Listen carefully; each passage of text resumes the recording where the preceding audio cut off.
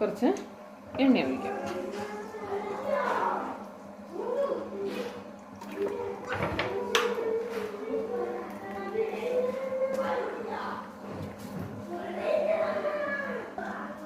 ചൂടായ എണ്ണയിലേക്ക് കുറച്ച് കടുക്,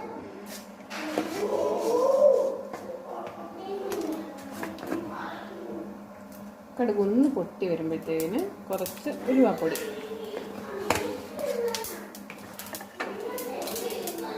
അതിലേക്ക് നമ്മൾ എടുത്ത് വെച്ചിരിക്കുന്ന കുറച്ച് ഇഞ്ചി,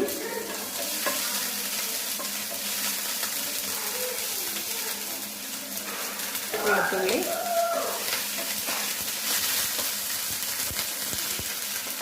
ബാക്കി വന്ന് കറിവേപ്പില.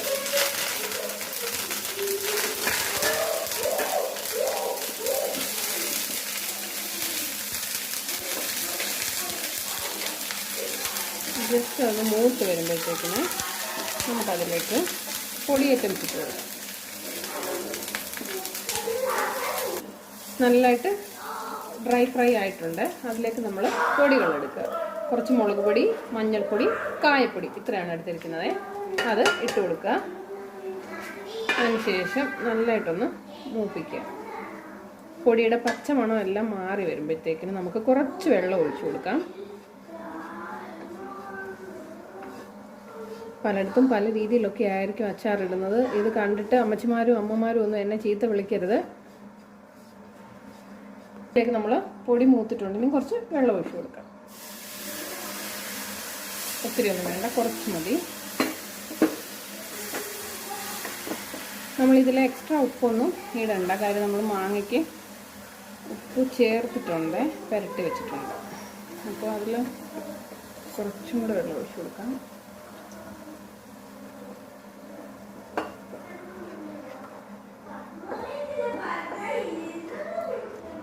ഇനി തീ ഒന്ന് ഓഫ് ചെയ്യാം. അതിനുശേഷം ചൂടായിരിക്കുന്ന ഈ അരപ്പിലോട്ട് മാങ്ങ ഇട്ട് കൊടുക്കും.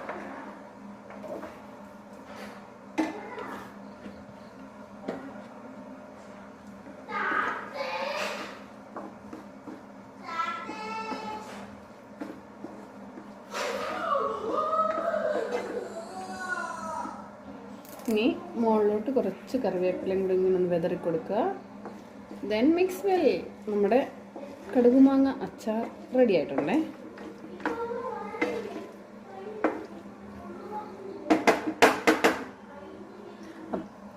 അപ്പോൾ ഈ വീഡിയോ എല്ലാവരും കാണണം, ചാനൽ സബ്സ്ക്രൈബ് ചെയ്യണം, എല്ലാവരും സപ്പോർട്ട് ചെയ്യണം. Thank you.